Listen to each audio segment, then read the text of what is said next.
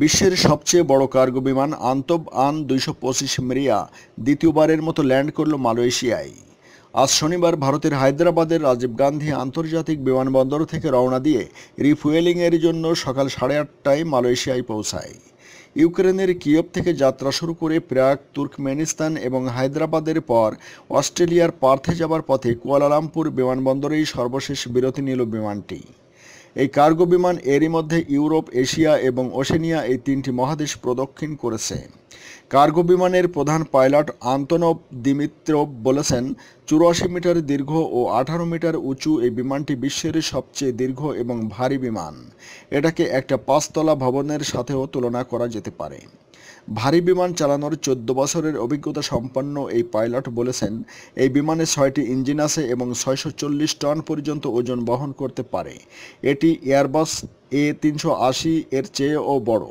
পৃথিবীতে বর্তমানে এর মতো আর কোনো বিমান নেই। সাবেক সোভিয়েত ইউনিয়নে ১৯৮০-র দশকে বিমানটি তৈরি করা হয়েছিল মূলত এটার পেছনে মহাকাশযান বহন করার জন্য।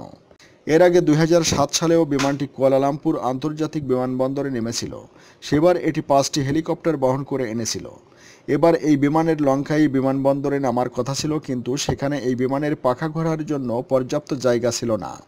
বিশ্বের সবচেয়ে বড় এই বিমান দেখার অভিজ্ঞতা সম্পর্কে বলতে গিয়ে মালয়েশিয়া এয়ারলাইন্সের টেকনিশিয়ান মোহাম্মদ নূর ফাতিন জুলকিফলি বলেছেন, এই বিমান দেখাটা আসলে সারা জীবনের একটা সুযোগ ছিল, কারণ বিমানটি বছরে মাত্র ১ অথবা ২ বার আকাশে উড়ে।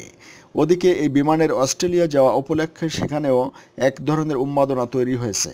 অস্ট্রেলিয়ার মেলবোর্নে বসবাসকারী রাফি উদ্দিন আহমেদের ফেসবুক স্ট্যাটাস থেকেই সেই উন্মাদনা সম্পর্কে কিছুটা ধারণা নেওয়া যায়।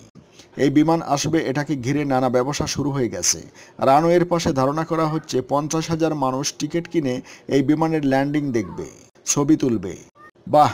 ১৩০ টন ওজনের জেনারেটর বহনকারী বিমানটি আগামীকাল রোববার অস্ট্রেলিয়ার পার্থে পৌঁছাবে।